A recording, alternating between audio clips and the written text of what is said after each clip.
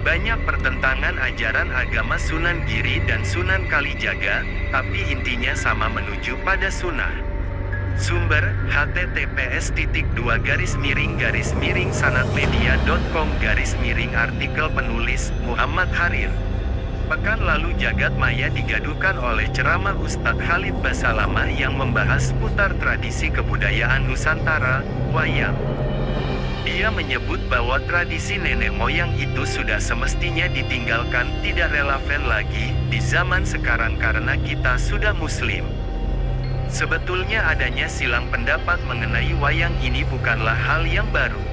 Menurut Gus Baha pada zaman Wali Songo pun sudah pernah terjadi sikut pandangan di antara mereka. Tentunya dengan konteks yang terjadi pada masa itu. Kiai Haji Bahaudin Nur Salim atau yang familiar disapa Gus Baha menceritakan bagaimana menggebu-gebunya Sunan Kalijaga lantaran ingin berdakwah di area Pajang sampai membuat wayang tenggul.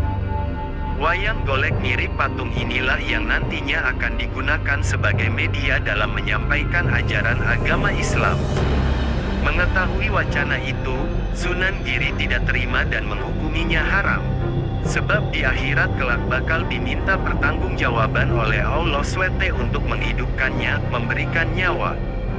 Sunan Kalijaga yang tidak bisa menyanggah fatwa dari Sunan Giri, tidak bisa berkutik.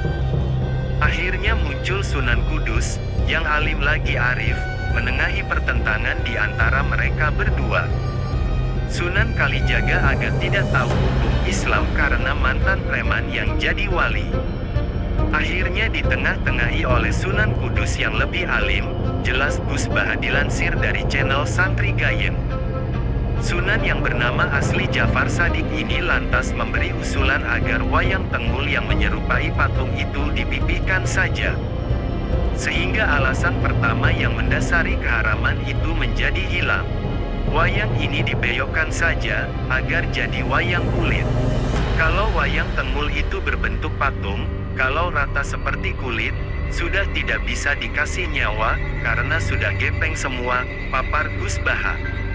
Persoalan menyiasati kondisi dan merekayasa fikih sudah berlaku sejak dulu.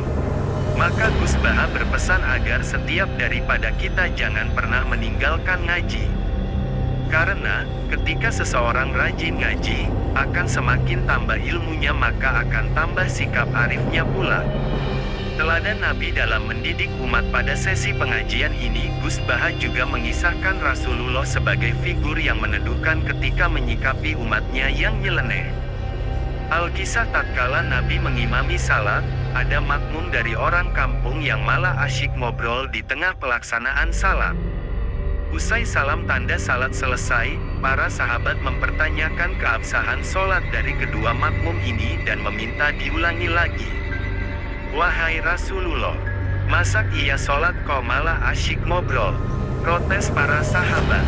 Sebagai sosok yang cerdas dan bijaksana, Nabi Muhammad kemudian menggandeng tangan kedua makmum tersebut, menepi sebentar di tempat lain dan menasihatinya. Tanpa membentak dan memasang rona muka garang. Yang namanya salat memang mengobrol munajat. Tapi mengobrollah dengan Allah saja. Kalau ngobrol dengan manusia, tidak usah, jelas Rasulullah. Demi Allah, beliau tidak membentak saya, tidak memaki-maki saya. Rasulullah hanya mengatakan bahwa salat itu munajat, sehingga tidak sepatutnya dicampuri omongan dengan manusia, kesan orang kampung setelah dinasihati Nabi.